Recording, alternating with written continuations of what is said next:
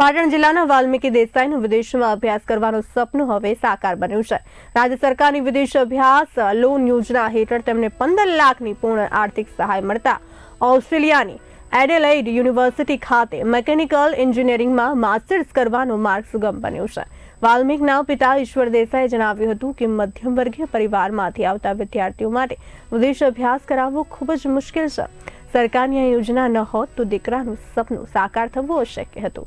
વાલ્મીક દેસાઈએ પણ આભાર વ્યક્ત કરતા જણાવ્યું કે આર્થિક અછત પ્રતિભાને ક્યારેય રોકી શકતી નથી। સરકારની સહાયથી જ હું આજે ઓસ્ટ્રેલિયામાં ઉચ્ચ અભ્યાસ કરી રહ્યો છું।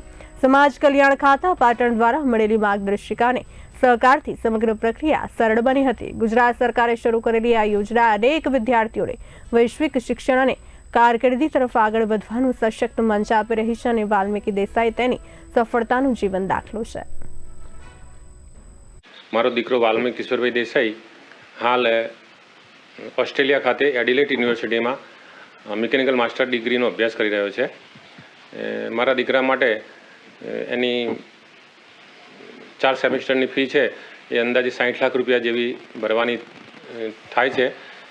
એ માટે મેં ગુજરાત સરકારમાં સમાજ કલ્યાણ ખાતામાં સંપર્ક કર્યો અને સમાજ કલ્યાણ ખાતાની જે વિદેશ અભ્યાસ માટેની જે લોન છે એ લોન માટે અમે ઓનલાઈન અરજી કરી।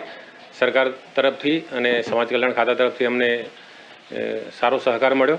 એટલે સરકારશ્રી દ્વારા અમને વિદેશ અભ્યાસ માટે 15 લાખની લોન મંજૂર કરવામાં આવી।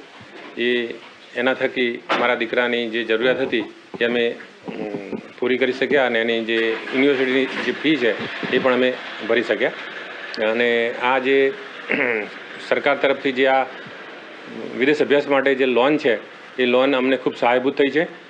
અમે મધ્યમ પરિવારમાંથી છીએ એટલે આવી યુનિવર્સિટીની 4 સેમેસ્ટરની 60 લાખ રૂપિયા જેવી ફી હોય એ ભરવી મધ્યમ પરિવારો માટે અને વિદેશ અભ્યાસ માટેનું જે અમારા દીકરાનું જે સ્વપ્ન છે એ સાકાર કરવું અઘરું હતું, પણ આ સરકાર તરફથી લોનની જે સહાય છે એ સહાય અમને ખૂબ ઉપકારક નીવડી છે અને એનાથી મારા દીકરાનું જે વિદેશ જવાનું સ્વપ્ન છે એ પણ સાકાર થયું છે।